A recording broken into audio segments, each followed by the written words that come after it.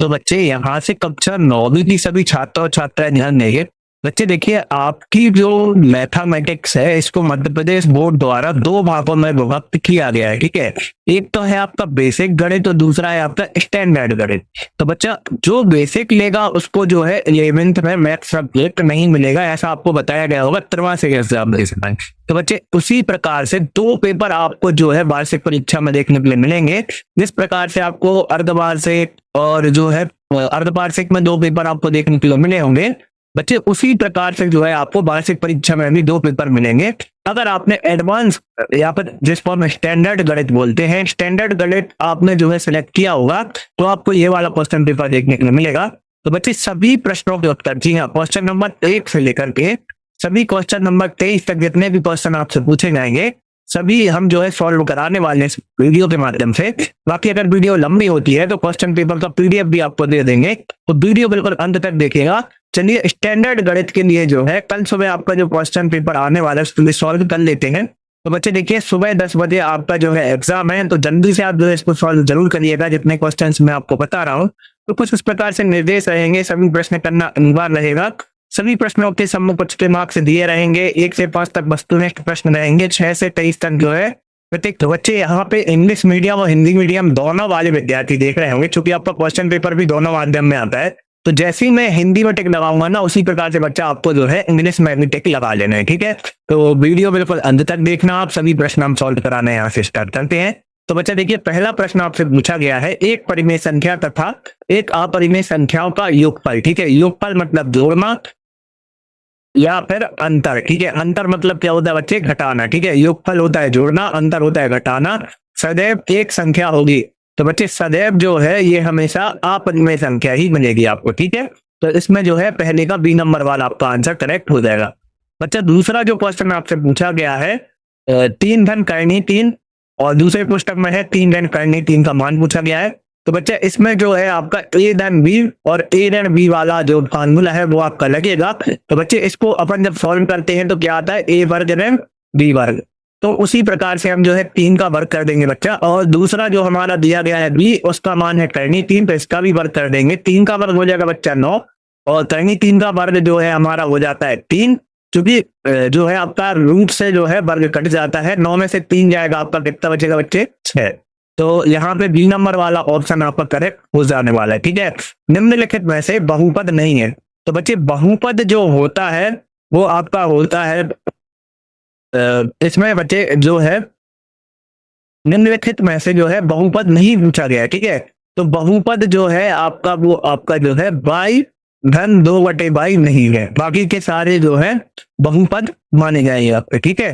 तो ये जो है आपका आंसर हो जाएगा। नेक्स्ट है आपका बहुपद x वर्ग धन 3x वर्ग धन x धन 4x धन 7 की जो है घात पूछ गई है। तो बच्चा यहाँ पे सबसे बड़ी घात देखी जाती है, तो सबसे बड़ी घात है आपकी 4 की। तो यहाँ पर जो है हम 4 जो है आंसर लगा देंगे, ठीक है। इसके बाद बच्चे आपसे पूछा गया है करनी 5 का दशमलव प्रसार। तो करनी 5 का जो दशमलव प्रसार है वो आपका आएगा बच्चे अशांत व अनावर्ती, ठीक है। जब आप इसको खोलेंगे तो ऐसा आएगा, दशमलव में संख्या बढ़ती जाएगी बढ़ती जाएगी बढ़ती जाएगी, तो उसको अशांत व अनावर्ती बोलते हैं।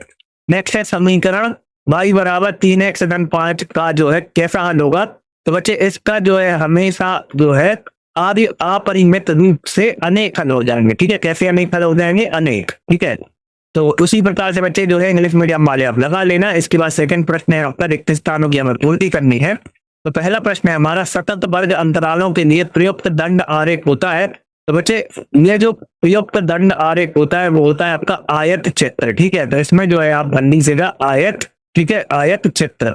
आयत चित्र जो है आपका सतत वर्ग अंतरालों के लिए प्रयुक्त दंड आरेख होता है। x बराबर a का आरेख जो है कैसा होगा? तो बच्चे ये जो है बाई अक्ष पर होगा। किस पर होगा? बाई अक्ष पर, ठीक है।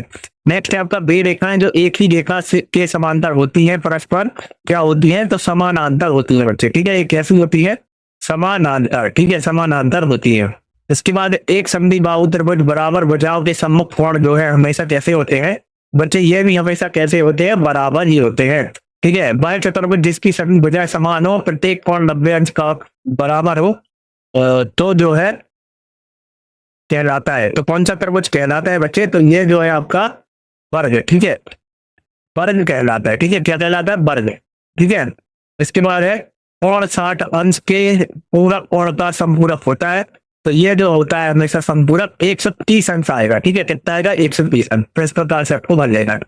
इसके बाद है आपके सत्य के सामने सत्य लिखना है, असत्य के सामने असत्य लिखना है। तो पहला जो हमारा दिया गया है, बच्चे एक y बराबर 0 और x अक्ष का समीकरण है, तो ये बिल्कुल करेक्ट हो जाएगा, ठीक है। यदि दो त्रिभुजों में संगत कोण बराबर हो तो त्रिभुज सर्वांग सम होंगे, ये कथन है आपका असत्य हो जाएगा, ठीक है। किसी त्रिभुज में अधिकतम दो कोण जो है अधिक कोण हो सकते हैं, तो बच्चा ये भी असत्य हो जाएगा, दो कोण नहीं हो सकते। केंद्र को जो है वृत्त पर किसी बिंदु से मिलाने वाला रेखाखंड वृत्त की परिधि होता है, तो ये भी आपके बच्चे असत्य हो जाएगा, ठीक है।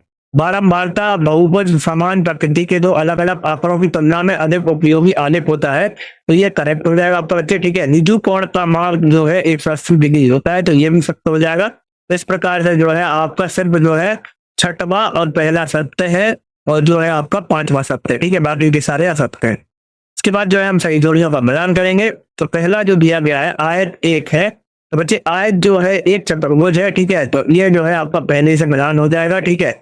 इसके बाद है बाई अक्ष पर स्थित बिंदु, तो बच्चा बाई अक्ष पर स्थित बिंदु जो है आपका वो हो जाएगा 0 और 3, ठीक है। तो 2 से मिलान कर लेंगे।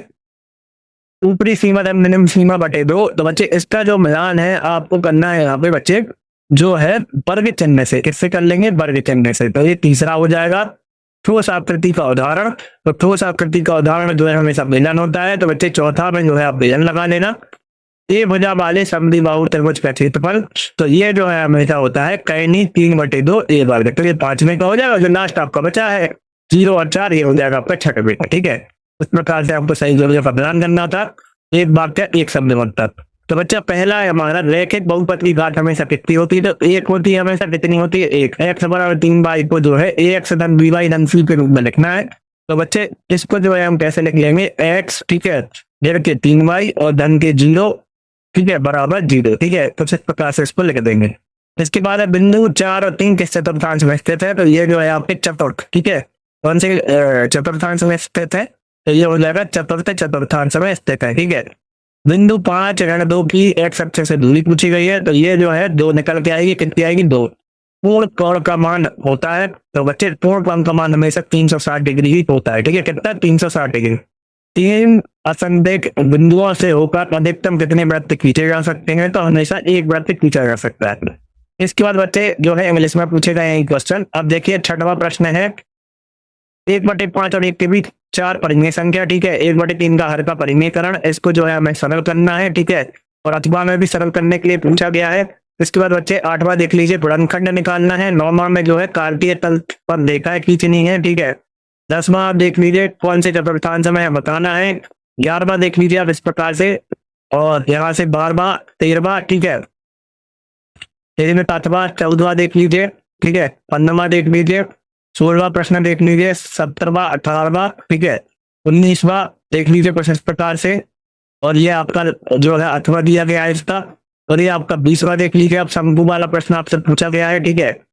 21वां प्रश्न आप देख लीजिए, अथवा देख लीजिए, 22वां और 23वां। तो बच्चे इस प्रकार से जो है सभी 23 प्रश्न हमने आपको दिखा दिए हैं। और बच्चे 6 से लेकर के 23 तक के प्रश्नों के उत्तर पीडीएफ फॉर्म में बना लिए गए हैं। तो चलिए अब आपको जो है आपके स्मार्टफोन में जो है उस पीडीएफ को डाउनलोड करना हम सिखा देते हैं। तो बच्चा अपने हाथ में जो है अपना स्मार्टफोन ले लीजिए और गूगल पे आपको टाइप करना है स्टडी नोट्स पीरियड, ठीक है। क्या टाइप करेंगे? Study notes period. चैनल का नाम ध्यान से आप टाइप करिएगा, गूगल पर जाकर के स्टडी नोट्स पीरियड.com आएगा पहले नंबर। बच्चा आपको नीचे के साइड किसकाते आना है, जॉब बाई क्वालिफिकेशन का आपको जो है एक सेक्शन मिलेगा, ठीक है। तो इसमें एमपी बोर्ड पे आपको क्लिक कर देना, यहाँ पे दिख रहा होगा एमपी बोर्ड पे। जैसे ही मैंने क्लिक किया तो कक्षा 9वीं और इसके विषय रखेंगे गणित बेसिक। तो जो बेसिक लिए हैं वो बेसिक पे जाएंगे, हमें चाहिए अभी बच्चे स्टैंडर्ड, तो गणित स्टैंडर्ड पे आएंगे। इसका सेट हमें दिख रहा है, इस पर हम क्लिक कर देंगे। जैसे ही हम इस पर क्लिक करते हैं तो बच्चा पूरा क्वेश्चन पेपर जो है यहाँ से आप देख पाएंगे, ठीक है। संपूर्ण क्वेश्चन पेपर यहाँ पर बना हुआ है, तो स्टैंडर्ड गणित का आकर के आप जो है संपूर्ण क्वेश्चन पेपर यहाँ से डाउनलोड कर सकते हैं। बच्चा इसका सॉल्यूशन का जो पीडीएफ है उसके लिए आपको बिल्कुल नीचे साइड आना है, ठीक है। और यहाँ पे कोई एक पोस्टर देखिएगा, उस पर आपको क्लिक कर देना और इसका फुल सॉल्यूशन डाउनलोड कर लेना। तो उम्मीद कर रहा हूँ आज की वीडियो हेल्पफुल रही होगी, ज़्यादा से ज़्यादा शेयर करेंगे।